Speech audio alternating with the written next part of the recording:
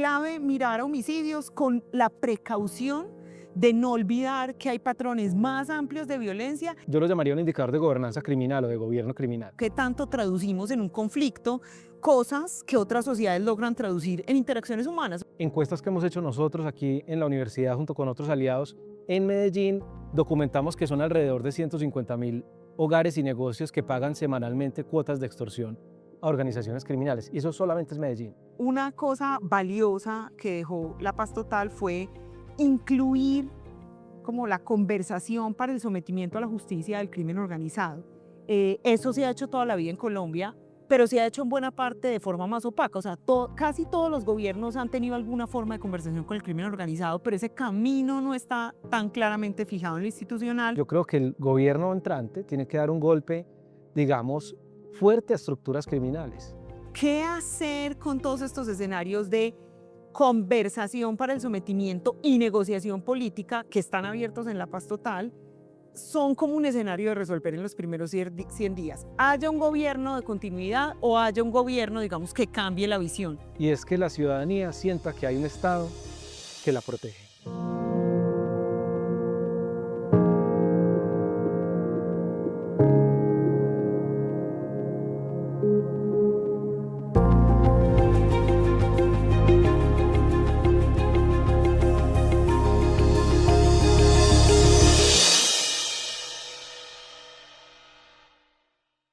Un saludo a quienes nos ven y escuchan en este episodio de Imaginar Colombia, una serie de conversaciones convocadas por Valor Público de AFIT con el apoyo de Exim sobre los asuntos de políticas públicas más importantes y apremiantes para el futuro de Colombia.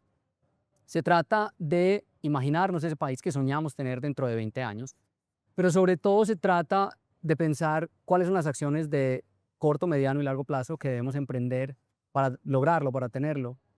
Hoy vamos a hablar de seguridad ciudadana. Tener ciudades seguras, pues digamos que no es un desafío exclusivo de Colombia, pero sí parece un problema muy latinoamericano. De hecho, de las 50 ciudades del mundo con mayores tasas de homicidios, 41 son latinoamericanas, 8 de ellas están en Colombia. Y aunque hemos logrado en el país avances impresionantes en algunas de nuestras principales ciudades, los casos paradigmáticos en este frente son desde luego Medellín y Bogotá. Medellín, que en alguna época a comienzos de los 90 alcanzó a tener tasas de homicidios de 400 homicidios por cada 100.000 habitantes. En estos 30 y algo años la hemos logrado reducir hasta algo así como 12 homicidios por cada 100.000 habitantes. El caso de Bogotá tal vez menos dramático, pero también con tasas que en algunos años, por allá de los 90, llegaron a 80 homicidios por cada 100.000 habitantes. Hoy también se han reducido alrededor de 15 o tal vez un poco más. Pero lo cierto es que persisten en algunas ciudades del país con tasas de homicidio más altas, quizá que duplican esos registros de Medellín y Bogotá, cercanos a 30, tal vez un poco más, especialmente en las zonas del occidente del país, ciudades del occidente del país y del norte del país. Pero además, tener ciudades seguras trasciende lograr bajas tasas de homicidio. Por supuesto, requiere minimizar, pues eliminar, ojalá, pero si no al menos minimizar otras formas de violencia, como por ejemplo la extorsión, que además tiene un problema de subregistro tremendo, pero también el control territorial de organizaciones ilegales, construir Estado en aquellas zonas de la ciudad donde ha sido difícil y el Estado ha conseguido poco. Y para hablar de esto, hoy tenemos dos invitados de lujo, dos expertos, investigadores, conocedores de estos fenómenos y los desafíos que ellos presentan. Tenemos la suerte de tener con nosotros a Juanita Durán. Juanita es abogada de la Universidad de AFIT, especialista en economía de la Universidad de los Andes, magíster en Derecho de la University College of London.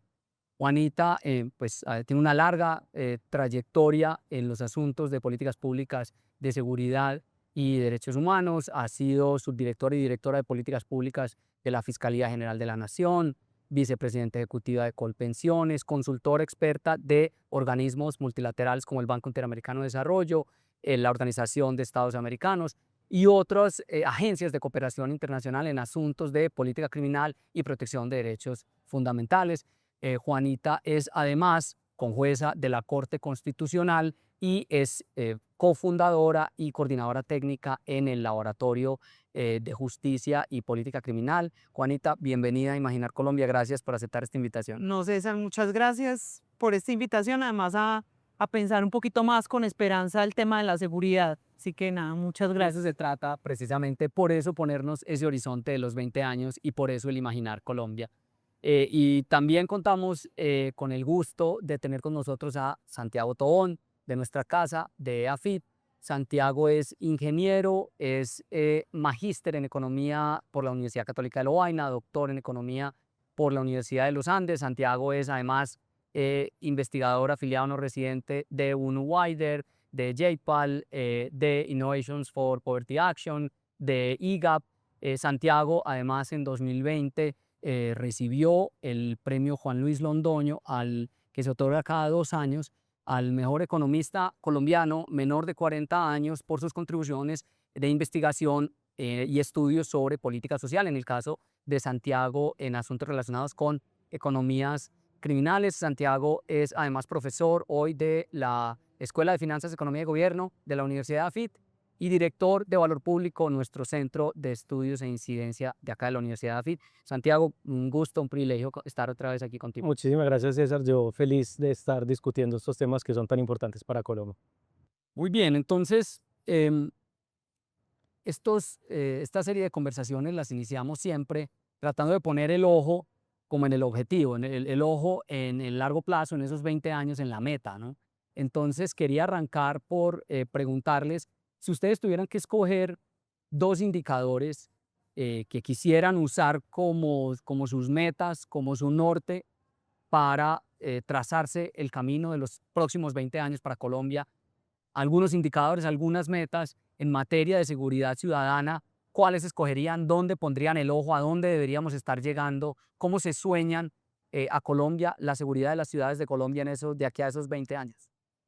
César, bueno, yo creo que en seguridad ciudadana, como en todos los temas, es difícil escoger pues unos pocos que sean trazadores de la seguridad, pero hay 2 que a mí me gustan, sobre todo para pensar en perspectiva la seguridad ciudadana.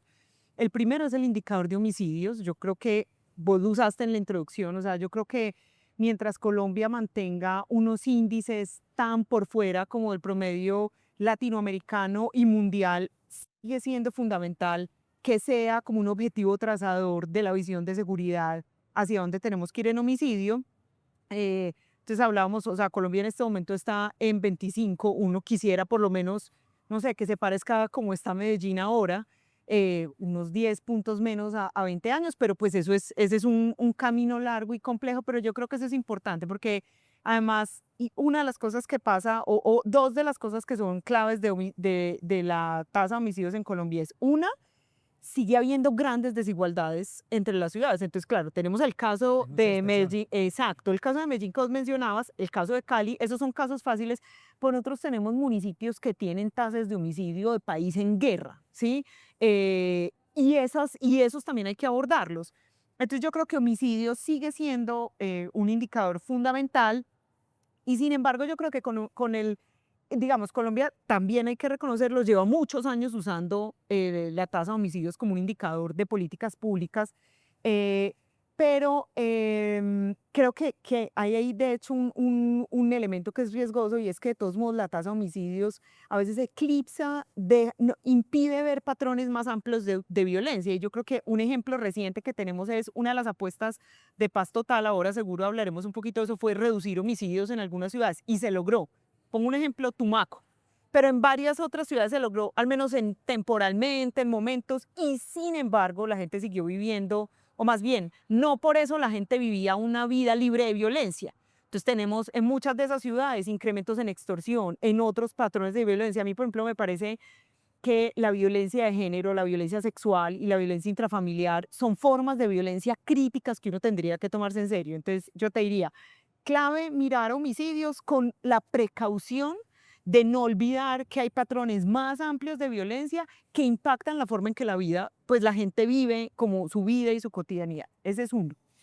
Y el segundo que creo que es clave, que es un indicador que en el fondo no existe, pero que yo creo que es un indicador que tenemos que construir para caminar el horizonte que yo creo que deberíamos caminar en construir un mejor escenario, una mejor Colombia en términos de seguridad ciudadana, es como una medición que nos permita entender el comportamiento en términos como de conflictividad ciudadana. Y me explico, acá hay como dos cosas claves. Una, qué tantas de las interacciones humanas se vuelven conflictivas.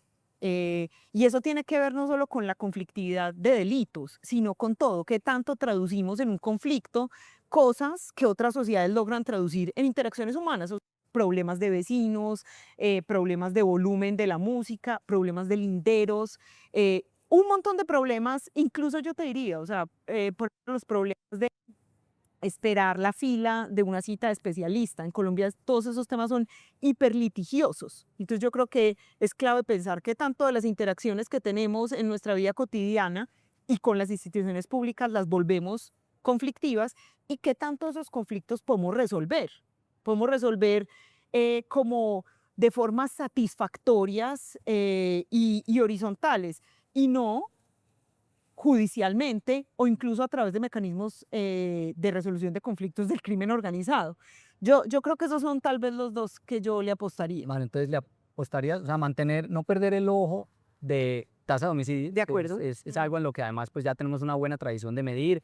Entiendo que tenemos, sobre todo en algunas ciudades, nos hemos, digamos, puesto de acuerdo en cómo medirlo y ha dejado de ser un motivo de controversia la medición. Y eso yo creo que ya es un avance porque se pueden concentrar, o nos podemos concentrar en reducirlo, no tanto en cómo medirlo, discutir o armar controversia alrededor de homicidios, por supuesto, y la otra que tenemos que construir entonces de conflictividad en tramitar pues nuestros asuntos. Santiago, si tuvieras que escoger dos indicadores, dos metas que nos pudiéramos poner como país para nuestras ciudades de aquí a 20 años, ¿cuáles escogerías? Vale, yo pues primero me parece que los que menciona Juanita son claves. Yo agregaría otros dos que tienen una característica similar a la que mencionaba Juanita con el de conflictividad ciudadana, y es que hay que empezar a medirlos mejor. ¿Por qué? Porque hoy no se miden bien, hoy los medimos no solamente mal, sino también de una manera distorsionada, y ahorita me explico cuando hable, por ejemplo, de extorsión. Pero el asunto es diferente a sectores como la salud, la energía, la educación y otros. Aquí todavía no tenemos datos duros con los cuales podamos nosotros construir mejor una visión de lo que se requiere. ¿Y por qué? Porque aquí los datos administrativos que medimos bien son fundamentalmente los de homicidios. Eh, Otra información que se construye con datos administrativos, y cuando digo datos administrativos son aquellos que se registran en bases de datos del Estado, en procedimientos y demás, como las denuncias de delitos, pues al final nos muestran una foto no solamente parcial, sino distorsionada de lo que ocurre. El primero de esos indicadores, yo lo llamaría un indicador de gobernanza criminal o de gobierno criminal. Y es que en todo el país, y esto han venido documentando pues muchos investigadores, tanto en digamos, en lo relacionado con organizaciones insurgentes y contrainsurgentes, ahora con organizaciones criminales, este tipo de organizaciones armadas ejercen una especie de gobierno en los territorios. Y esa especie de gobierno está mediada en principio por ejemplo, la recolección de impuestos, que a veces son extorsiones, a veces los mismos ciudadanos lo interpretan como un impuesto, y por el otro lado, por prestar servicios fundamentales, digamos, de seguridad y justicia. Y de hecho, si uno se va a las ciudades-estado en Europa, pues lo que hacían los señores feudales era fundamentalmente cobrar impuestos, administrar seguridad, administrar justicia. Eso lo hacen muchas organizaciones criminales en Colombia, y ese es un indicador que para mí es fundamental reducir. No tenemos una buena idea de eso, cómo se materializa hoy en el país. Sabemos en Medellín, por ejemplo, que alrededor de 2/3 de los barrios de Medellín, que es una ciudad relativamente desarrollada, o tal vez de las más desarrolladas de Colombia, en 2/3 de los barrios de la ciudad, la autoridad para asuntos de seguridad y convivencia y justicia la ejerce más un grupo ilegal que es un combo que el Estado. Em, ¿Cómo se ve esto en el resto del país? No sabemos, pero esto sin duda hay que medirlo y hay que reducirlo. Y el segundo indicador que yo destacaría acá es el indicador de extorsión. ¿Por qué? Porque la extorsión es una de las rentas ilegales más importantes. Ahorita vamos a hablar más de rentas ilegales, porque la extorsión, digamos, es un instrumento que destruye legitimidad del Estado y construye legitimidad de este tipo de organizaciones criminales, por lo que mencionaba ahorita, em, y porque es una forma de violencia que limita mucho el desarrollo.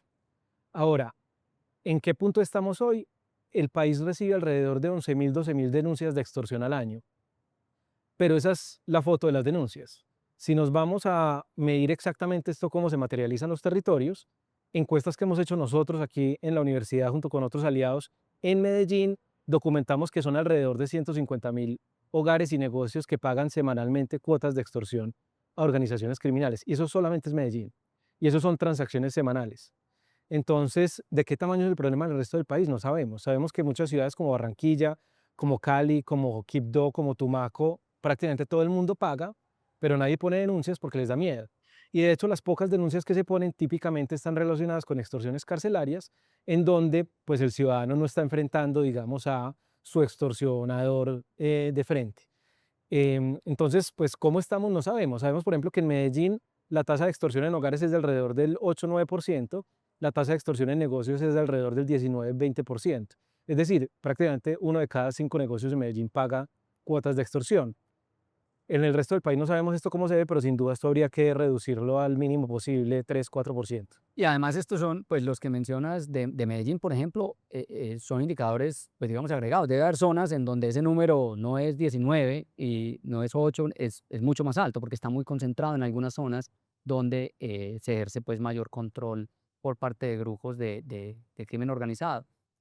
Eh, bueno, ahí tenemos 4 indicadores, algunos de ellos que todavía no sabemos dónde estamos, al menos no para varias ciudades del país, pero desde Imaginar Colombia insistimos en arrancar estas conversaciones con indicadores por 2 razones que yo creo que son importantes. Una es tratar de ponernos metas que trasciendan un poco como ideologías y que como metas más de país, ¿sí? Que no dependan de las ideas de un plan de desarrollo, que por supuesto, o de un plan de gobierno, que son legítimas y que reflejan unas prioridades pues de electorados y demás, pero hay algunas cosas en las que creo que nos tenemos que poner de acuerdo y esto ayuda digamos, fijar el horizonte de esas metas. Pero la segunda razón por la que creo que es importante arrancar hablando de indicadores, porque creo que en políticas públicas tenemos que ponernos indicadores para poder medir bien a quienes nos gobiernan, a quienes elegimos, para que haya una rendición de cuentas como más sustancial. Deberíamos medir también los otros fenómenos sociales, por supuesto, que son multicausales y pueden pasar muchas cosas, pero yo creo que sí deberíamos digamos, hacer accountable, digamos, a nuestros gobernantes, a quienes pretenden tomar decisiones en representación nuestra, ponerles unos indicadores para poderlos medir. Entonces, ese es como el punto de partida de estos episodios, y ahí hay algunos indicadores que ni siquiera hemos construido, y algunos en los que sabemos que tenemos que mejorar, al menos bajar por lo menos 10, 12 puntos la tasa de homicidios, digamos, promedio del país, que involucra bajarla bastante en algunas zonas donde está muy alta y quizá en algunas ciudades donde ya hoy ha sido muy baja, como Medellín, pues ese no es el reto principal, sino el reto principal es conflictividad, es extorsión, es otras cosas que no medimos. Entonces, ese es como el horizonte, allá ponemos el ojo, allá queremos llegar. Entonces, ahora el resto, viene la tarea pues difícil, ¿no? El resto de esta conversación va a ser sobre cómo llegar allá. Sí, que tenemos que hacer un poco de ingeniería en reversa, me gusta llamarlo a mí, y es empezar a echar hacia atrás. Si allá queremos llegar en 20 años, ¿dónde deberíamos estar en 10? ¿O qué cosas deberíamos estar viendo que pasan en 10, en 5? ¿Qué deberíamos estar cambiando? ¿Qué reformas? ¿Qué forma de abordar estos problemas deberíamos estar viendo por parte de la ciudadanía, pues de nuestras sociedades y por supuesto de nuestros gobiernos? Entonces, si querés arranquemos, Juanita, con vos. ¿Qué crees que deberíamos estar viendo suceder? ¿Cómo podríamos empezar a llegar allá? ¿Qué cosas deberían estar pasando que nos dijeran van en el camino correcto a lograr esos objetivos? César, yo creo que esa pregunta que planteas es pues una pregunta clave y me gusta la idea de pensarlo como en diferentes horizontes de tiempo. Entonces yo creo que un primer punto clave es construir, crear una política de abordaje del crimen organizado que incluya varios repertorios. Y yo creo que hay como 2 repertorios que son extremos, que es chévere mencionar. Uno primero es el camino del sometimiento. Yo creo que una cosa valiosa que dejó la paz total fue incluir como la conversación para el sometimiento a la justicia del crimen organizado. Eso se ha hecho toda la vida en Colombia, pero se ha hecho en buena parte de forma más opaca. O sea, casi todos los gobiernos han tenido alguna forma de conversación con el crimen organizado, pero ese camino no está tan claramente fijado en lo institucional. Y yo, de hecho, creo que hay mucho por hacer en aclarar mejor ese camino. Uno es, digamos, distanciar más ese camino, el de los diálogos políticos. Una cosa es la conversación para fines de sometimiento con el crimen organizado y otra completamente distinta es el diálogo político, digamos, con grupos insurgentes y además yo creo que cabe la conversación sobre qué tanto hoy en Colombia hay grupos insurgentes. Em, pero creo que ese es un camino, ese camino es clave y hoy, por ejemplo, no hay instrumentos jurídicos con buenos incentivos, con incentivos pragmáticos, razonables, que de verdad construyan desmantelamiento vigentes y que puedan ser operados. Hoy, y esa es en parte la razón por la que ninguna de las mesas de conversación con grupos de crimen organizado se ha cerrado, porque realmente no hay instrumentos jurídicos con incentivos razonables para el sometimiento. Entonces yo creo que ese es un punto y en lo que vos planteas de horizonte de tiempo, yo, por ejemplo, creo que la política de sometimiento es una política que idealmente se debería como despolitizar. Debería, digamos, no depender de una conversación específica, debería ser un camino abierto de forma más o menos permanente que permita ser usado incluso desde instituciones menos políticas como la Fiscalía o las fuerzas para promover sometimiento a la justicia.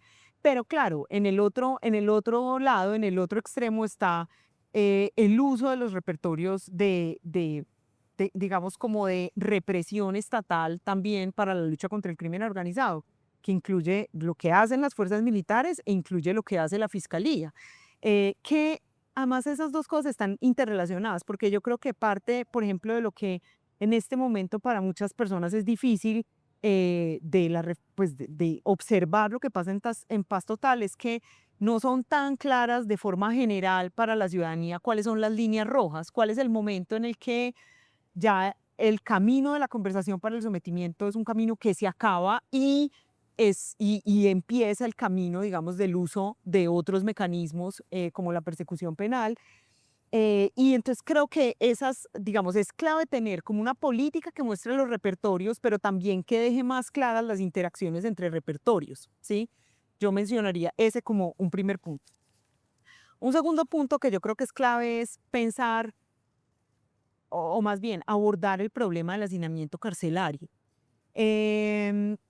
Digamos, Colombia sigue teniendo hacinamiento carcelario. La pandemia fue un momento crítico de caída del hacinamiento. Estábamos en niveles mucho más altos, pero seguimos teniendo 28% en centros carcelarios administrados por el INPEC y 142 en estaciones de policía, que estaciones de policía son además condiciones pues muy precarias de privación de la libertad. Y no lo quiero plantear como una reforma porque aunque por supuesto hay muchas cosas que uno podría hacer en términos de cómo tener un mejor marco jurídico para hacer eso, con lo que tenemos hoy hay mucho que podemos hacer. Hay, por ejemplo, muchas personas, o más bien hay mucha represa de solicitudes de aplicación de beneficios. Y esas son medidas logístico-administrativas que se podrían aplicar. Pero en resumen, creo que lo clave en el tema carcelario es abordar el tema del hacinamiento, empezando por eliminar la privación de la libertad para los casos en los que, digamos, no hay ninguna buena razón para usarla. No hay un uso sistemático de la violencia o no hay como una reincidencia histórica, dramática que indique que eso es valioso o ya hay cumplimiento de requisitos para que no haya privación de la libertad. En fin, como todas esas medidas que permitirían abordar el problema de hacinamiento carcelario y creo que ese es un problema muy importante para pensar en la seguridad ciudadana del futuro por dos razones. Una, porque pues la prisión es criminógena, o sea, eso no reduce el delito de ningún tipo, es la sanción que tenemos y la tenemos que usar, pero tendríamos que usarla con más inteligencia, pues para que por lo menos no cause externalidades, no cause tanto daño su uso. Pero además yo creo que por razones básicas humanitarias. Cuando uno no priva con dignidad, uno debería ser pues autorrestringirse mucho de privar la libertad. Y en Colombia privamos sin dignidad en muchos casos. Entonces yo creo que esa es una segunda medida que a mí me parece que es muy importante.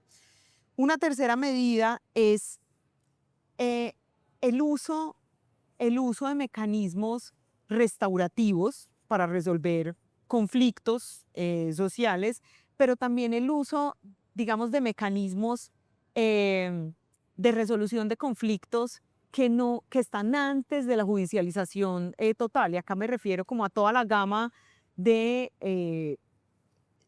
inspectores de policía, comisarios de familia, ese tipo de instituciones, pero también el uso de medidas que no son privativas de la libertad y que no son necesariamente represivas.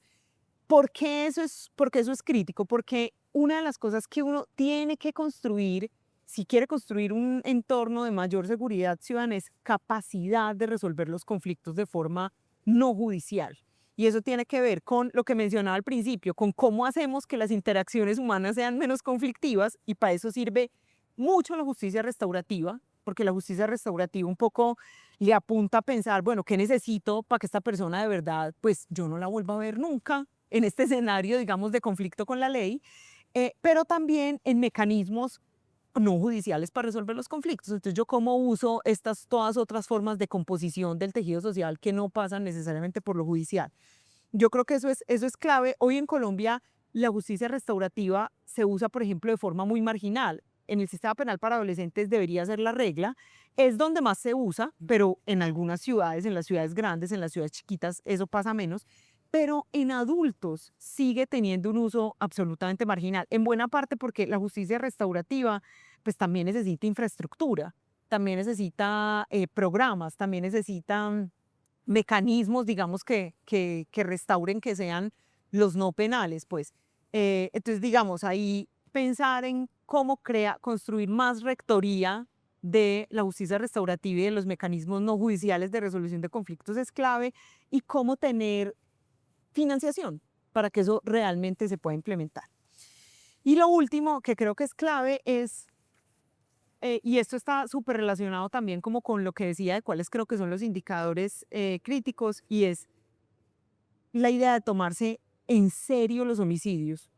Y digo a qué me refiero por tomarse en serio. Yo creo que la fiscalía se toma en serio los homicidios, yo creo que la policía se toma en serio los homicidios, la fuerza pública en general, son indicadores que tienen todas las instituciones en Colombia, pero creo que justamente la forma de abordar el homicidio en Colombia sigue siendo, uno, completamente atomizada. Cada institución tiene un pedacito, su propia reflexión desde sus capacidades, y muy poco, y está muy poco reflexionada desde lo no represivo.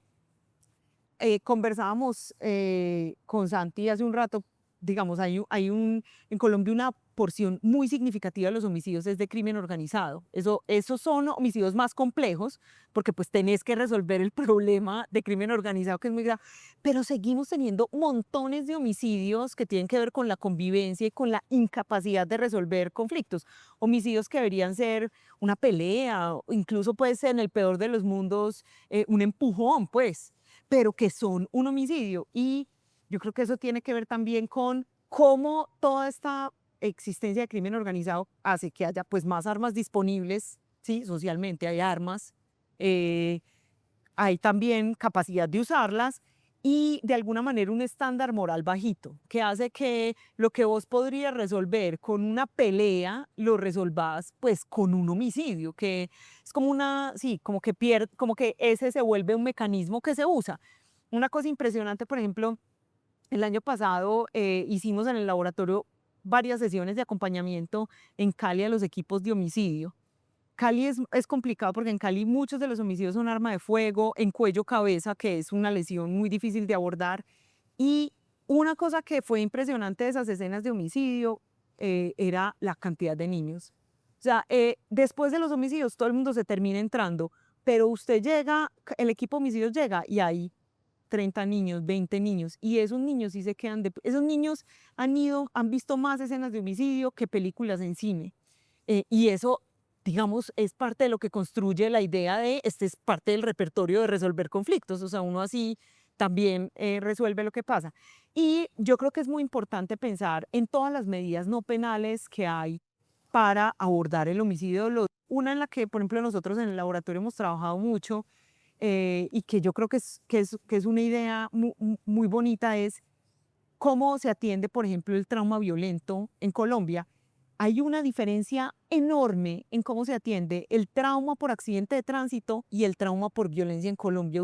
Nosotros hemos hecho observación, nos sentamos en urgencias a ver qué llega y cómo llega la gente que sufre trauma por violencia. ¿Cómo llega la gente? Llega en taxi, cuando le va bien la policía la monta al volco, en moto, caminando, ¿cómo puede?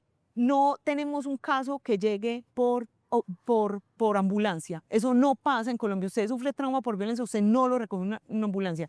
En accidente de tránsito sí. ¿Por qué? Porque hay un pagador muy claro. El SOAT inmediatamente paga eso a tarifas muy buenas.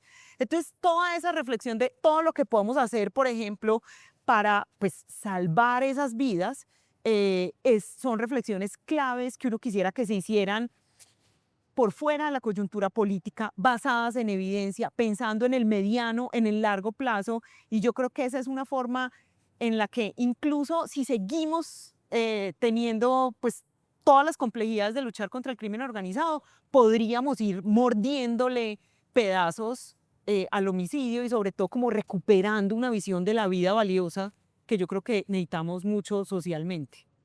Sí, ahí pues veo efectivamente cosas que uno podría poner más en el corto plazo o mediano plazo, quizá cosas que seguramente nos van a tomar más tiempo, o sea, quizá tratar de atender la situación que tenemos, la situación carcelaria, por ejemplo, es una cosa en la que nos podríamos poner relativamente pronto.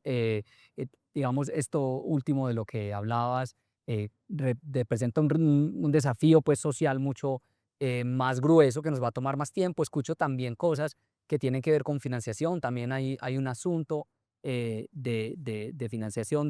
Tengo ahorita una reacción que quiero ponerle a los dos, tal vez sobre lo primero que mencionabas, las dos, digamos, estrategias o repertorios de sometimiento y de persecución.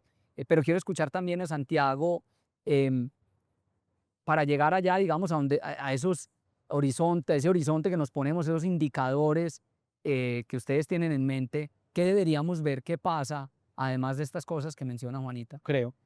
Yo le agregaría varios elementos. Lo primero es que hay un problema, yo veo que hay un problema de arquitectura institucional en Colombia en lo que tiene que ver con seguridad ciudadana. Y ese problema de arquitectura institucional pasa por, digamos, la coordinación, por ejemplo, de las políticas de seguridad, y pasa por la manera como dentro del Ejecutivo hoy se observan estos problemas. Eh, yo creo, por ejemplo, que hoy la Policía Nacional no debería estar en el Ministerio de Defensa, creo que debería estar en un Ministerio de Seguridad. Eso, digamos, en principio, un poco para también nosotros como país, creo, madurar, digamos, del conflicto y entender mejor que estas dos problemáticas son diferentes. Esto en otras partes del mundo es Exactamente, relativamente común, exactamente. tener Eh, la policía en un ministerio de Exactamente. Si uno seguridad piensa, por ejemplo, en Estados ciudadana. Unidos, está el Departamento de Justicia, donde está la Policía Federal, y está el Departamento de Defensa, donde están las fuerzas militares, que entre otras cosas no se despliegan en el territorio nacional. Aquí en Colombia, pues yo tengo amigos que recuerdo que me han visitado aquí en Medellín o en Bogotá y llegan asustados a mi casa a decirme que vive un soldado con fusil en la calle en la capital de Colombia. Eso es una cosa absolutamente exótica, muy colombiana y muy, digamos, latinoamericana. En Brasil también pasa, en México también pasa. Em, pero más allá, digamos, de eso, yo creo que ese es un primer, digamos, hito que es importante, retirar a la policía de allí. Para mí es importante que haya un Ministerio de Seguridad y Justicia, es decir, por ejemplo, que recoja las capacidades hoy del Ministerio de Justicia, que son, entre otras cosas, muy limitadas, y la Policía Nacional, para que tenga, y esto, digamos, tiene una racionalidad económica para mí, es que tenga como que logre observar la cadena de valor, digamos, del crimen o de la seguridad de principio a fin. Empieza con la policía, por ejemplo, con una captura y termina con una condena que cae en el sistema penitenciario. ¿Por qué para mí es importante alinear esta perspectiva? Porque, por ejemplo, hoy, si las personas que pasan por el sistema penitenciario están reincidiendo mucho, como bien señalaba Juanita ahorita, las cárceles tienen un efecto criminógeno, criminogénico, no solamente en Colombia, sino pues en todo el mundo. Al final esa reincidencia es problema de otro, no es problema del IMPEC, no es problema del Ministerio de Justicia, es problema de la policía o es problema de otro que lo tendrá que resolver. Si hay un ministerio que logre tener esto de principio a fin, porque entre otras cosas, el segmento de la mitad no hace parte del Ejecutivo, que es donde está, digamos, la justicia eh, y la fiscalía, pero si yo tengo la policía y tengo el sistema penitenciario, esto me ayuda a alinear incentivos alrededor de cómo debería operar esto. Y creo que allí también debería los organismos de inteligencia estar, digamos, incorporados de alguna manera, de forma que se pueda, digamos, coordinar una política de seguridad de manera más inteligente y coordinada. Ese sería un primer punto. Un segundo punto, que un poco se sale como tal vez de la caja de lo que hemos discutido, es yo creo que una reforma urgente que nos ayudaría a llegar a estos objetivos en 20 años es legalizar el uso recreativo del cannabis. Y la razón por la cual creo que esto es así es porque esto, primero, es un mercado que existe, ¿cierto? El hecho de que hoy no esté regulado por parte del Estado no hace que no exista. Y la evidencia que tenemos, que viene principalmente de Estados Unidos, es que el consumo en poblaciones jóvenes no aumenta con la legalización, en parte porque esas poblaciones jóvenes tenían acceso a ese mercado antes de la legalización. Y digamos, el daño a la salud pública más relevante del consumo de cannabis está justamente antes de que se desarrolle la corteza prefrontal del cerebro. En edades adultas, digamos, es menos dañino, obviamente sin hacer apología acá, pero es menos dañino digamos, que un adolescente consuma. Eso lo primero. eh, no habría, digamos, como en teoría, un riesgo de que se corra la curva de demanda, digamos, para la derecha, en particular con la población joven. Lo segundo es que eso le quitaría mucho trabajo a muchas agencias que tienen que ver con la seguridad. Descongestionaría un montón el uso de la La fuerza. policía fácilmente hace entre 15.000 y 20.000 capturas por porte de marihuana. La fiscalía crea 60.000 noticias criminales al año de 60.000 noticias estupefacientes, criminales. que son cosas chiquitas, pues. Exacto. Cada una de esas, por ejemplo, cada una de las capturas que hace la policía son por lo menos 12 horas de 2 policías judicializando a la persona. Eso es tiempo de un defensor público, de un juez de control de garantías, de un fiscal. Y si el proceso sigue, pues es mucho mayor, son mucho mayores los costos. Entonces pensemos que ese costo se elimina, se le quita mucho trabajo a la policía que lo puede invertir en tareas más prioritarias. Ahorita Juanita hablaba de que hay que reducir la cantidad de personas que hay hoy en el sistema penitenciario, en estaciones de policía. Esto reduciría esa cantidad. Y por el otro lado, sería una fuente de ingresos para el Estado colombiano. Eh, el Estado de Illinois, por ejemplo, la última vez que vi, fue hace un par de años, recauda hoy por impuestos asociados a la venta de cannabis recreacional $100 millones más al año que lo que recauda por concepto de venta de alcohol. Esto puede ser mucho dinero. Eso me lleva al tercer punto y es, yo creo que hay que fortalecer el financiamiento de la seguridad en Colombia. Por, digamos, dos motivos. El primero es, por ejemplo, la policía tiene absolutamente limitada la capacidad de inversión. La policía realmente tiene su presupuesto fundamentalmente en funcionamiento, que obviamente esto es muy alto, pero se requieren inversiones. Y lo segundo es que hoy las entidades territoriales tienen muchas responsabilidades alrededor de la seguridad, pero no tienen recursos para poder, digamos, atender esas responsabilidades. Las alcaldías tal vez sí, porque las alcaldías, digamos, tienen mecanismos fiscales, digamos, más a la mano para poder tener una mayor capacidad, sobre todo las ciudades grandes, pero las gobernaciones absolutamente no. Por eso se dio, digamos, en Antioquia la creación de la sobretasa al consumo de energía para financiar la seguridad, que en la práctica es un impuesto. Como esa puede haber más alternativas. Una puede ser, por ejemplo, la venta de cannabis recreacional, que pueda ir a fondear, digamos, mejor a gobernaciones y a otras entidades territoriales para atender los asuntos relacionados con seguridad. El cuarto elemento que yo mencionaría es que yo creo que hay que cambiar digamos, el enfoque. Ahorita me gustaba lo que decía Juanita alrededor de si hay hoy organizaciones ilegales insurgentes en Colombia o no. En mi opinión, no hay. En mi opinión, el tratamiento que yo le diría a todas las organizaciones, desde las organizaciones criminales de Medellín hasta el ELN, es de una organización criminal. Estas organizaciones criminales en la práctica funcionan como un negocio, son empresas.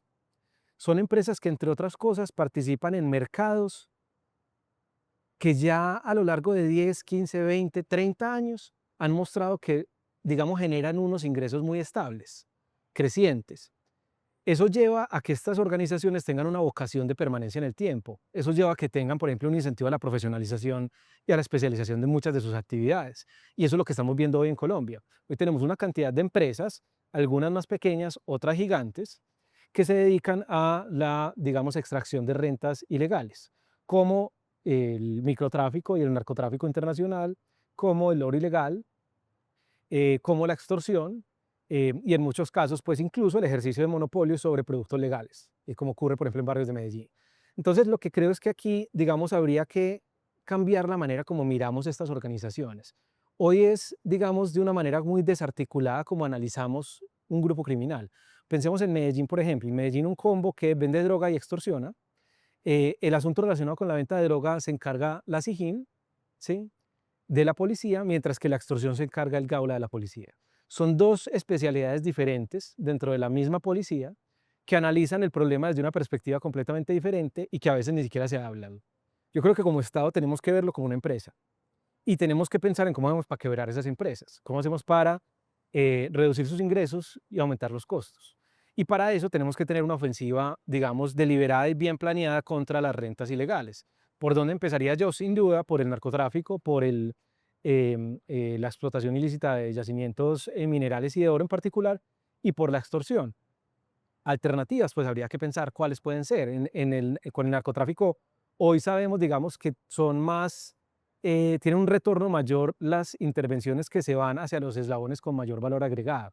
Entonces, por ejemplo, la interdicción de viajes internacionales de cocaína es un golpe muchísimo mayor para una organización criminal que la reducción de hectáreas de coca sembradas o cultivadas.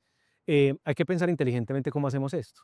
En materia de oro, por ejemplo, pensar en un comprador, digamos, único por parte del Estado podría ser una alternativa. Tenemos una experiencia, digamos, anterior de la llamada ventanilla siniestra que no es tan positiva. En ese caso, eso recayó sobre el Banco de la República. Hoy no necesariamente tendría que recaer sobre el Banco de la República, podría ser una agencia, digamos, del Ejecutivo. Y yo creo que con base en tantas lecciones podríamos aprender, digamos, de allí. Em, el último punto que mencionaría es, digamos, la priorización de la persecución penal. Y esto también empata con, pues, digamos, varios de los elementos que hemos hablado, como por ejemplo, ver estas organizaciones como una empresa. Entonces hay que ver exactamente en dónde vamos a golpear estas organizaciones. Lo que mencionaba ahorita Juanita de hay que, digamos, elegir nuestras batallas. O sea, no todo el mundo debería ir a la cárcel, ¿sí?, o al sistema penitenciario. Con la persecución judicial debería ser similar. O sea, no podemos ir detrás de todo. Y tenemos pues muchos casos en donde desafortunadamente pues perseguimos, digamos, delitos que en la práctica no generan costos sociales tan altos, em, y que al final pues lo único que hacen es quitarnos capacidades para resolver otros problemas. Termino esto con una cifra que se la vi tal vez a Miguel Larrota, un colega de Juanita en el laboratorio, y es, si uno mira, por ejemplo, las tasas de esclarecimiento de delitos como el robo violento en Colombia y en Alemania y los países nórdicos, en términos generales, son bajitas, son más bajitas en Colombia que allá, ¿sí? Si uno mira el robo no violento, son muy bajitas en todas partes. Si uno mira el homicidio, son muy bajitas en Colombia, pero son altísimas en otras partes. Y la razón es porque allá prioriza, ¿sí? En Colombia, por cada 100 homicidios que hay, no hay 25 imputaciones en la fiscalía. Hay una diferencia grande entre qué tan rápido o fácil, qué tanto se resuelven los casos de homicidio en Colombia versus otros países. Sí. Y sobre la probabilidad que se resuelva. En Colombia, por cada 100 homicidios, no llegan a 25 las imputaciones que hace la fiscalía. Son menos aún las condenas. Entonces, en la práctica, la probabilidad es mucho más alto. en los dos países por encima del 80%. Entonces, aquí no hay... Se lo toman muy en serio. Exacto. Se concentran. Y hay un poder disuasorio tremendo por parte del aparato, digamos, del Estado para contener estos problemas. Bueno, tengo, de esto que acabo de escuchar, me surgen algunas reacciones, sobre todo pensando en quien nos está escuchando, y pues y a mí también me surgen, y ahí siéntanse libres de responder ustedes. Em, una reacción a algo que decías ahorita, Juanita, como les digo, para cualquiera de los dos, sobre esto del sometimiento y esto de negociar con criminales. Uno se imagina que existe cuando hay, digamos, hitos o suceden cosas o hay periodos de tiempo en los que hubo una circunstancia particular, represión, falta de representación, o sea, hay como justificaciones en algunos casos políticos. Esto aplica pues a los casos de negociaciones que hemos tenido en Colombia, por ejemplo, pues con otros grupos al margen de la ley, pero tener esa posibilidad constante de sometimiento y de negociar con el Estado una vez se cometan los crímenes, no, digamos, debilita el poder disuasorio del Estado frente a la oportunidad pues, de cometer crímenes. Esa es como una reacción que tengo y que quienes nos escuchan se pueden estar preguntando, pero si tenemos siempre abierta la puerta a negociar y a someterse, pues eso debilita ese poder disuasorio, ese es uno.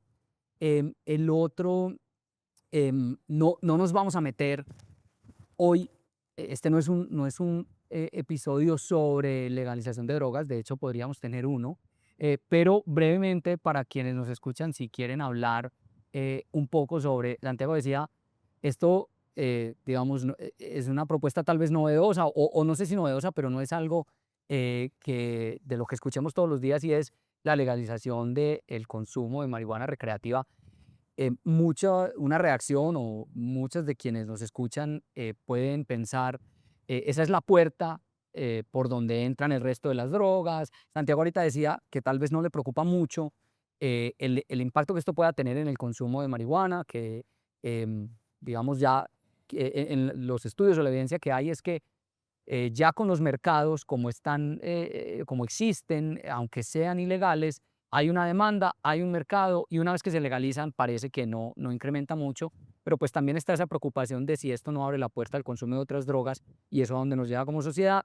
Y el tercer punto, más que una reacción, es, me sonó mucho algo que dijiste ahorita, Santiago, sobre que aquí como que no tenemos una estrategia em, para perseguir de forma como integral a los grupos criminales organizados. No sé si a lo que te referías o se referían era como, no sé, en otras partes del mundo ha habido reformas, por ejemplo, a la justicia o introducción de figuras judiciales que que permiten perseguir a un grupo completo o a quienes dirigen un grupo, si una vez que se demuestra que puede ser parte de un grupo criminal y no necesariamente demostrar que fue quien ordenó o cometió uno de estos crímenes. En fin, no sé si te referías a eso y si hay lugar en Colombia o haría falta algo así. Esas son como tres reacciones a lo que acabo de escuchar que pues pueden ustedes responder como quieran. Em, no, César, está chévere ahí esa plantear algo de discusión. Entonces, lo primero que es el tema de, claro, si uno mantiene abiertas las puertas del sometimiento, que tanto pues deja de tener incentivos, pero yo quiero explicar un poco mejor, entonces tal vez la idea que quiero plantear. Lo primero es, tal vez como la pequeña nota jurídica, pero me voy a quedar ahí muy cortico, es lo que nosotros hoy llamamos justicia y paz, es realmente una ley del 97, la ley 418, que se tiene que renovar cada 4 años. O sea, la ley de justicia, la ley de paz total, perdón, la ley de paz total se va a derogar sola, no hay que derogarlo. O sea, esa ley va a perder vigencia, y si el próximo gobierno no renueva su vigencia, la pierde. Esa es una ley que históricamente, desde que fue adoptada, se renueva cada 4 años, y en esa ley está la apuesta de negociación de cada gobierno. ¿Por qué la apuesta de negociación? Porque la Constitución en Colombia dice que la construcción de paz hace parte de las facultades del presidente. Entonces, sí es un tema muy de gobierno. Lo que hizo la ley de paz total, entre otras cosas, diferente a lo que se había hecho, fue meter un camino nuevo. O sea, el camino de negociación política con grupos insurgentes es un camino que llevamos un tiempo usando. Bajo una de las reformas de la ley 418 se firmó el acuerdo con las FARC, pero siempre se ha seguido renovando, y lo que hizo la ley de paz total fue decir, con el crimen organizado también hay un camino de conversación, pero no es diálogo político. Digamos, la distinción en la ley es tímida, pero la Corte Constitucional, cuando la revisó, la profundizó y dijo, ojo, si usted no repiensa el Estado como lo repiensa en el diálogo político con el crimen organizado, usted se acerca al crimen organizado con fines de sometimiento. Esa es una visión más restrictiva porque dice, ¿de qué puede hablar? ¿Cómo van a llegar al punto donde se van a entregar? De eso puedes hablar. Ya. Por ejemplo, la ley originalmente decía, ay, también de cómo te quieres, de tus medidas de sometimiento. Y la Corte le dijo, claro que no, eso lo dice el Congreso, eso no lo va a decir el presidente, ni lo va a decir el grupo de crimen organizado, eso va y lo dice el Congreso. Entonces, digamos, lo que yo creo es uno debería separar más esos caminos, ¿sí? Y entonces que el sometimiento sea menos político, o sea, que esté menos sometido al ciclo de cada 4 años en parte, porque creo que ese no es un diálogo político, ¿sí? Ese es más un problema más jurídico de sometimiento. Eso no resuelve, digamos, eso es para mejorar un poquito como el contexto. Entonces, en el sentido en que yo creo que uno lo debería mantener abierto es en el sentido de no someterlo al ciclo político de cada 4 años, meterlo un poco más en justicia ordinaria, pero yo sí creo que uno tiene que contemplar incentivos frente al reciclaje. O sea, te sometes una vez y negociamos, o digamos, no, más bien, reformulo, te sometes una vez y puede haber unos beneficios porque te sometiste. Entonces, por ejemplo, si entregas recursos, te puedes quedar con una parte de la plata. Podemos pensar en beneficios de privación de la libertad. Sí, podemos pensar en una gama de beneficios. Volvés a delinquir y volvés a decirme que te querés someter y pues ya no estamos en el escenario 1 de beneficios. No, podemos tener un escenario en que, claro, te puedes volver a someter, pero ya no tenés esos beneficios que yo te di en tu primer sometimiento. Entonces yo creo que, claro, que en el sentido de reciclaje uno tiene que pensar medidas que son medidas pensables, pero creo que igual el camino incluso siento que tiene que estar abierto porque también creo que la razón por la que a mí me parece que es importante la conversación para el sometimiento es porque reconoce los límites de la represión. O sea, tampoco es que en Colombia podamos decir, no, es que a punta de represión yo realmente sometí al crimen organizado múltiples veces. Tampoco. Entonces es clave tener repertorios que yo creo que se tienen que usar con líneas rojas claras y saber momentos en que retiras algunos repertorios. Yo creo que es válido decir en un momento, retiro el repertorio de la conversación, no se ha respetado. Entonces eso como para ser un poco más claro y quiero hacer solo un comentario con el tema de cannabis y es que una cosa que igual se nos olvida es que el consumo en Colombia es legal. O sea, nosotros hoy podemos consumir cannabis. Lo que tenemos es una ley completamente, pues un marco normativo como esquizofrénico en el Sí, que es muy podemos extraño consumir, lo pero que no lo sí, podemos sí, comprar. O sí, sea, sí. se tiene que producir mágicamente y te llega a la mano. No lo puedes comprar, nadie lo puede vender, pero te lo puedes consumir. Entonces, yo creo que eso es importante también para, pues, no, hoy es legal consumir.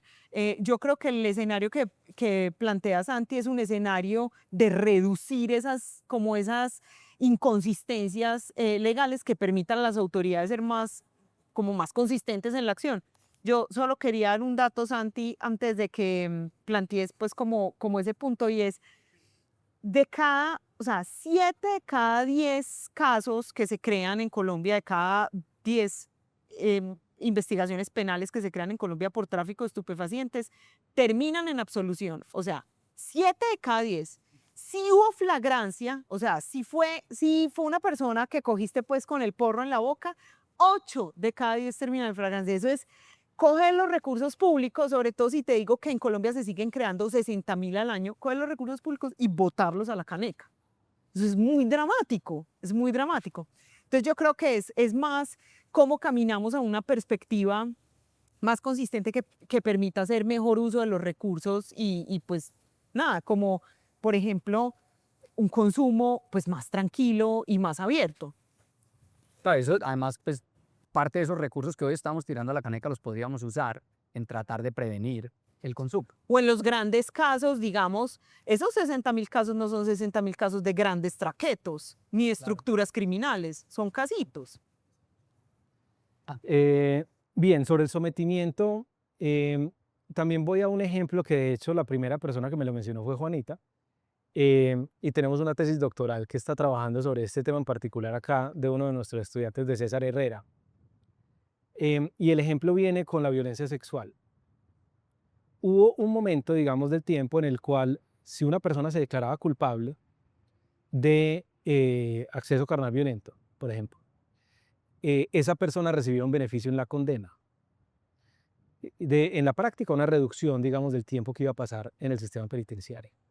¿Por qué una persona tenía la motivación de declararse culpable? Porque podía observar que, digamos, en lo que tenía, la información que tenía la fiscalía, probablemente iba a resultar condenada. Entonces prefería decir, venga, sabe que yo me declaro culpable.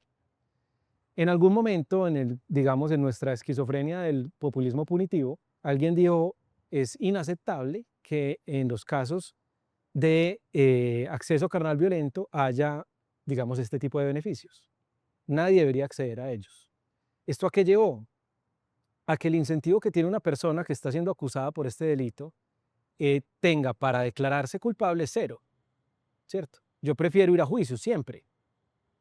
Y lo que terminó pasando es que todos los procesos se fueron a juicio y la fiscalía casi siempre pierde. Entonces la tasa de condena por este delito se cayó al piso después de que pasó esta reforma.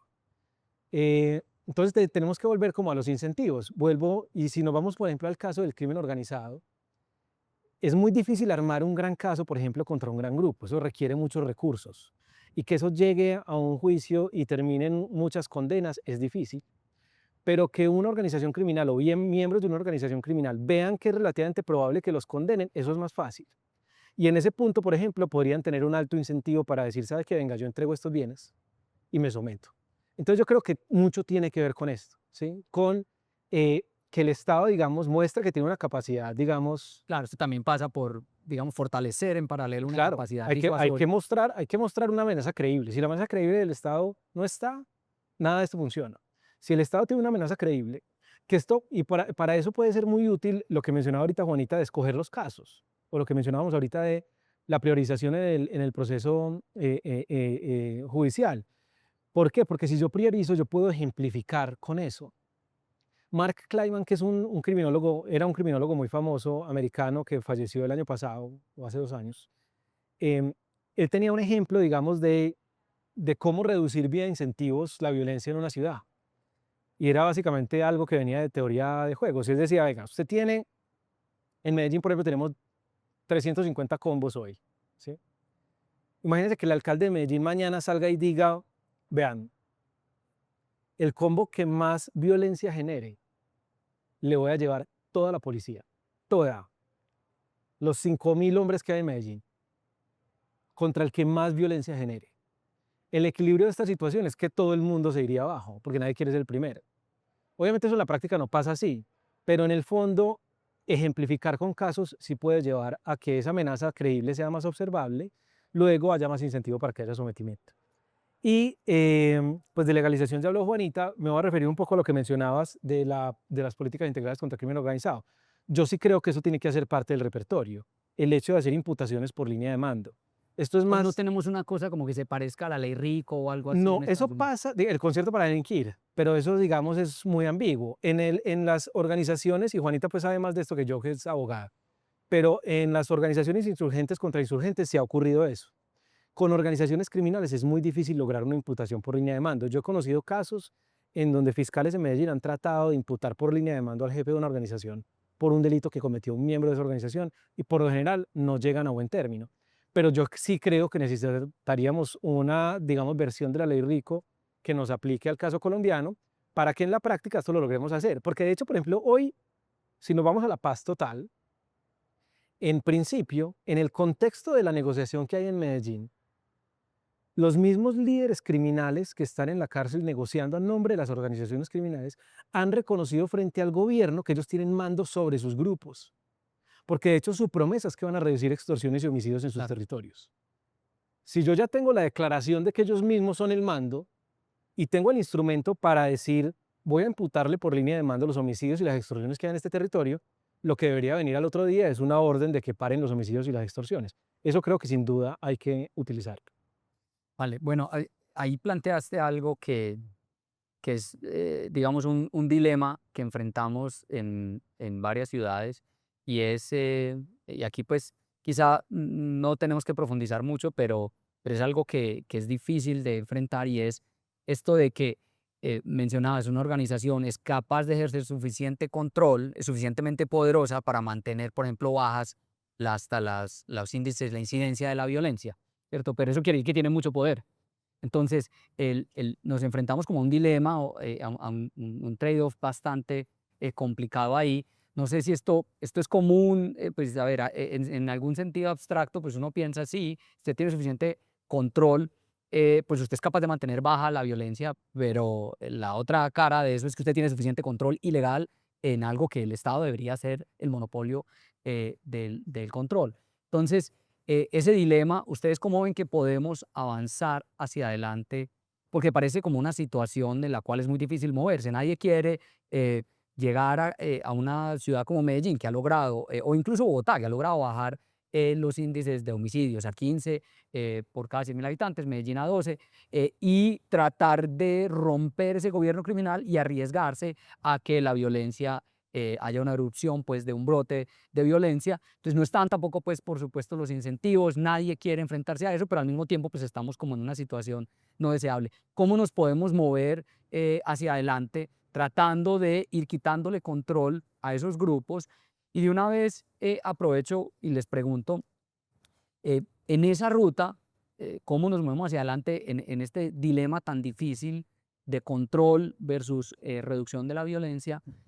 ¿Cómo priorizar? Ustedes han hablado de cosas que pues, han hablado de política penitenciaria y de financiación, han hablado de reformas, algunas reformas a la arquitectura, a la justicia, pero tenemos que empezar por algún lado, ¿no? Entonces, ¿por dónde empezarían si ustedes tuvieran que priorizar en los, no sé, primeros 100 días de gobierno?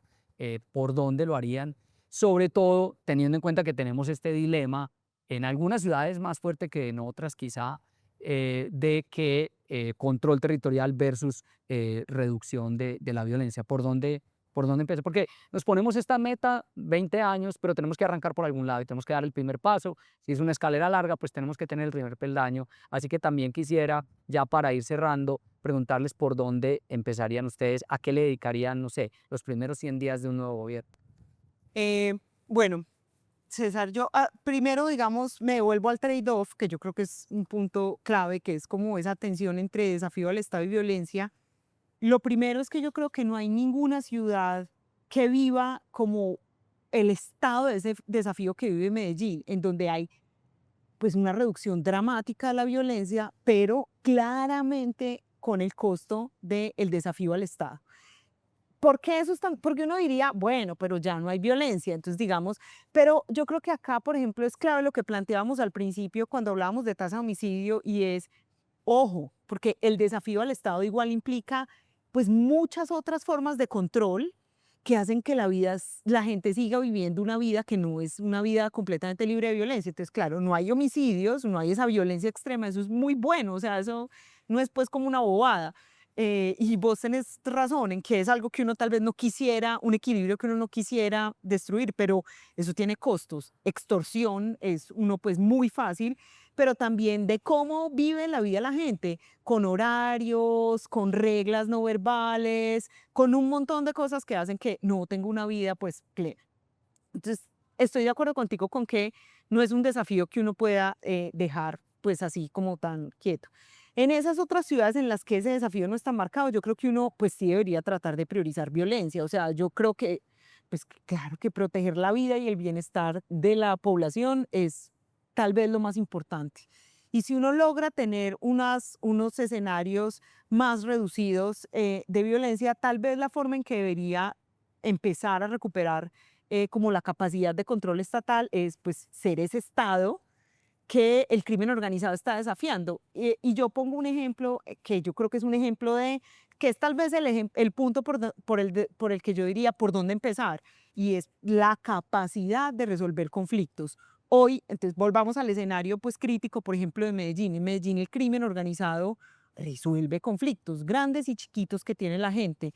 La gente, hay muchos temas en los que prefiere ir al crimen organizado que ir a la gama de mecanismos que ofrece el Estado. ¿Por qué? Porque el Estado no resuelve, resuelve tarde, resuelve mal, resuelve sin contexto y termina resolviendo el crimen organizado. Ahí hay mucho espacio de quitar, digamos, quitarle gobernanza, quitarle capacidad de toma de decisiones, pero también creo que hay otros. Y entonces ese es, digamos, un buen lugar por el que uno podría decir por dónde empezar.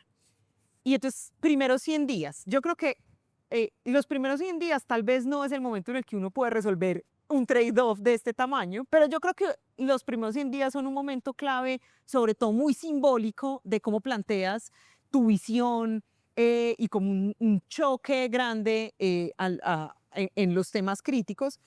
Y hay dos temas que a mí me parece que son importantes, que yo creo que van a ser sí o sí parte de los primeros 100 días, y creo que está bien que lo sean. Uno es, eh, creo que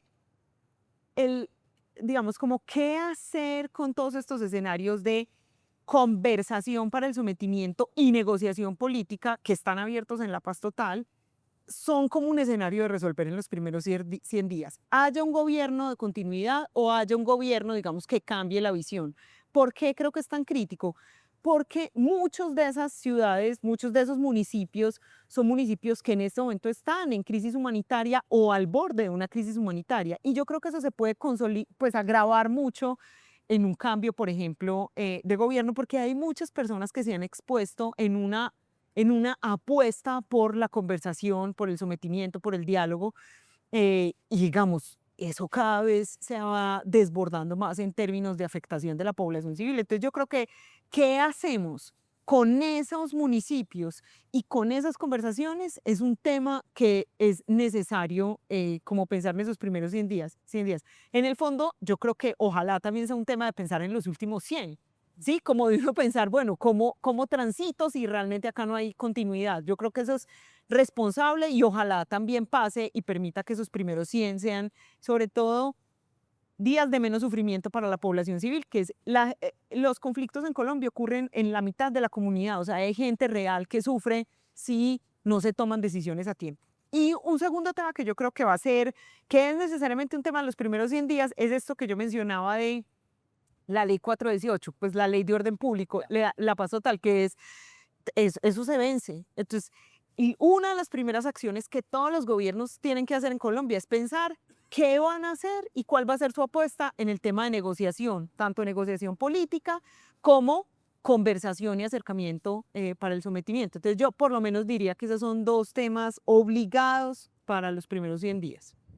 Bien, y entonces también entiendo que la forma como, o sea, este dilema tiene diferente intensidad en diferentes ciudades y por lo tanto la aproximación debería ser un poco más dependiente de las ciudades, ¿cierto? En Medellín hay que trabajar en algo, en otras ciudades podría irse directamente a tratar de reducir la incidencia de esa violencia.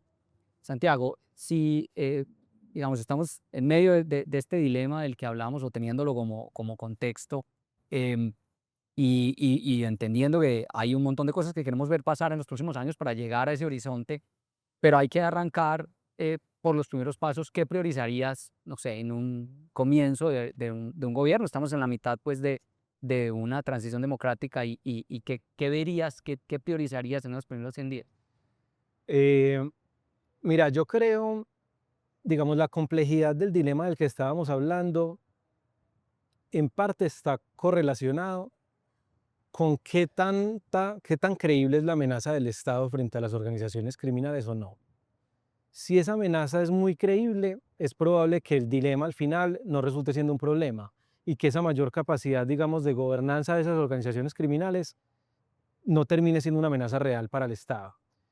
Sobre todo si el Estado, esto es un juego dinámico en donde el Estado tiene que ir corriendo la línea roja, ¿cierto? No es como que, bueno, ya llegamos a 12 en la tasa de homicidios, entonces ya cumpliste con tu compromiso. Es ya que llegaste a 12, pues vamos a llevar a las 5 y además vas a dejar de extorsionar. Y para eso el Estado tiene que tener capacidad. Si el Estado no tiene capacidad, el problema es un problema, digamos, pues básicamente de cesión del poder al crimen organizado. Y en este contexto, yo lo que priorizaría en los primeros 100 días, digamos que no hay mucho, pues, digamos, no hay mucho margen para hacer excesivas cosas, pero sí creo que hay una condición necesaria para todo lo que hemos estado hablando acá, y es que la ciudadanía sienta que hay un Estado que la protege. Y hoy esa sensación, para mí, en mi concepto, es inexistente. En parte porque el gobierno nacional, en particular en la negociación que se ha dado con organizaciones criminales en el contexto de la paz total y con organizaciones, digamos, insurgentes en el caso del ELN, como lo ve hoy el gobierno, básicamente tienen que ver con que no hay ningún tipo de sanción frente a romper las reglas de la negociación incluso de la misma negociación que ellos están planteando. Entonces vamos al caso de esta persona alias Calarcá. Siendo un negociador del gobierno, de las organizaciones criminales con el gobierno, lo detuvieron en Anorí con oro, menores de edad, armas en una camioneta de la Unidad Nacional de Protección, entre otras cosas. A esta persona después la liberaron. Al comandante del ejército que estuvo monitoreando y supervisando esta operación, lo llamaron a calificar servicios. Y luego nos enteramos hace unas semanas, en mediados de marzo, finales de marzo, nos enteramos que esta persona, mientras era negociador activo, pues tenía documentados homicidios que ordenó y procesos de reclutamiento de menores que ordenó. Hoy nos enteramos además que la Fiscalía mantiene la suspensión de la orden de captura contra esta persona. ¿Eso qué mensaje le manda a la sociedad? Es que aquí nada tiene consecuencias. Imaginémonos que estamos en un salón de clase con 35 estudiantes o 25 estudiantes. Los estudiantes empiezan a tirarse lapiceros y a clavárselos y nosotros decimos, no, tranquilos. Sigamos para adelante, que en algún momento esto va a funcionar. Entonces creo que eso es lo que hay que cambiar hoy. Y para lograr cambiar eso, yo creo que el gobierno entrante tiene que dar un golpe, digamos, fuerte a estructuras criminales. Por ejemplo, creo que la afectación más importante en materia de derechos humanos y de violación flagrante a estos procesos de negociación fue lo que hizo el ELN en el Catatumbo, en donde hubo centenares de personas desplazadas, hubo decenas de homicidios, y esto no tiene consecuencias. Entonces yo creo que el Estado tiene que mostrar que es capaz. O sea, el Estado no puede mostrar semejante incapacidad a las organizaciones criminales y al Estado. Entonces yo organizaría los primeros 10 días cuáles son los 3 grupos por los cuales vamos y los otros 95 a lograr materializar digamos, esa promesa. Muy bien, pues ahí está el horizonte, la ruta, el camino y los primeros pasos en materia de seguridad ciudadana. Mis invitados hoy de Imaginar Colombia han sido Santiago Tobón, Juanita Durán. Santiago, Juanita, muchas gracias por aceptar esta invitación. Muchas gracias. Gracias a ti, César. Bueno.